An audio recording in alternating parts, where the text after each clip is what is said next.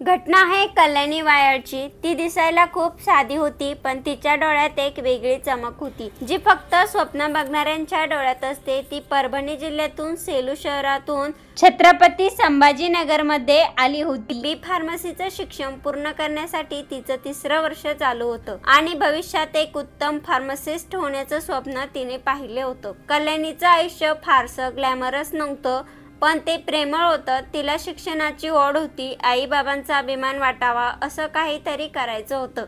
तिची मोठी बहीण प्रतीक्षा आणि तिचा पती अभिषेक ह्या दोघांनीच तिला शहरात रूम घेऊन दिली होती। ते दोघे तिच्यासाठी आई वडिलांसारखे होते। 4 वर्षापूर्वी छत्रपती संभाजीनगरला शिकण्यासाठी गेलेली कल्याणी तिथे सूरज मोरे नावाच्या तरुणाशी ओळखीची झाली। कॉलेज, अभ्यास, ग्रुप, दोस्ती या सगळ्यांच्या गर्दीत सूरज कधी तिच्या आयुष्यात शिरला हे तिलाही समजलं नाही। तो सुरुवातीला फारसा सोज्वल वाटला, मदत करणारा, बोलका आणि आपुलकीने वागणारा, पण हळूहळू सूरजचा स्वभाव बदलत गेला। त्याच्या मैत्रीमागे खऱ्या अर्थाने प्रेम नव्हतं, ते एक प्रकारचं मालकी हक्काचं गृहीत होतं। तो तिच्यावर सतत हक्क गाजू लागला। माझ्याशिवाय तू दुसऱ्याशी बोलू शकत नाहीस, माझ्यासोबत लग्न कर, तू नाही म्हटलीस तर मी तुझे फोटो पाठवीन, अशी धमकी त्याने देण्यास सुरुवात केली होती। तिने ह्या धमक्यांना सुरुवातीला दुर्लक्ष केलं, कारण ती अभ्यासात लक्ष देत होती। पण वेळ जसा जसा पुढे गेला तशी तिच्यावर छळाची तीव्रता वाढत गेली।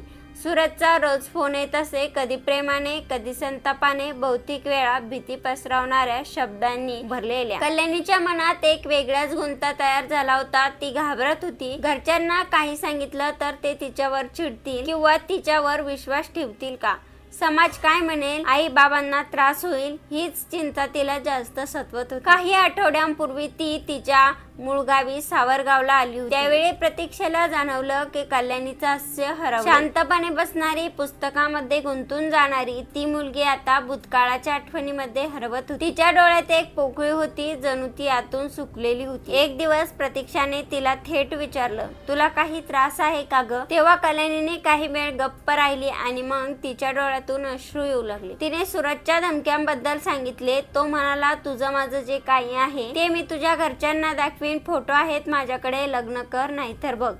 कल्याणीच्या आवाजात भीती आणि थरथर होती। प्रतीक्षा हादरून गेली। प्रतीक्षा आणि तिचा पती अभिषेक यांनी तातडीने निर्णय घेतला। ते सूरजला भेटले, त्यांनी त्याला समजावण्याचा प्रयत्न केला, पण सूरज आक्रमक झाला। तुम्ही मला काय शिकवणार, असं म्हणत तो तिथून रागाने निघून गेला। त्या भेटीने कल्याणीचा छळ थांबण्याऐवजी अधिक वाढला। कल्याणी आता पूर्ण एकटी पडली होती। तिच्या मनात भीती, डोक्यात सतत सुरू असलेले फोन कॉल्स आणि समाजाच्या नजरा याच्यात ती अडकली होती। आयुष्याचा भार तिच्या खांद्यावर भारी झाला होता। 30 जुलै 2025 रोजी दुपारी 1:30 वाजता कल्याणीच्या रूम मधून फोन आला। तिच्या मैत्रिणींनी प्रतीक्षाला सांगितलं की कल्याणीची तब्येत खालावली आहे, लवकर या। प्रतीक्षा आणि अभिषेक धावत गेले, पण तिथे पोहोचण्याआधीच एक वेगळाच फोन आला। तिच्या रूम मध्ये तिने गळफास घेतलाय, त्या वाक्याने सगळं काही संपलं। कल्याणीच्या स्वप्नाची, तिच्या अभ्यासाची, तिच्या संघर्षाची काही कहाणी थांबली नाही। कधी कधी आपण विसरतो की एखाद्या मुलीचा चेहरा कितीही आसरा असला तरी तिच्या आत काय सुरू आहे हे कळत नाही।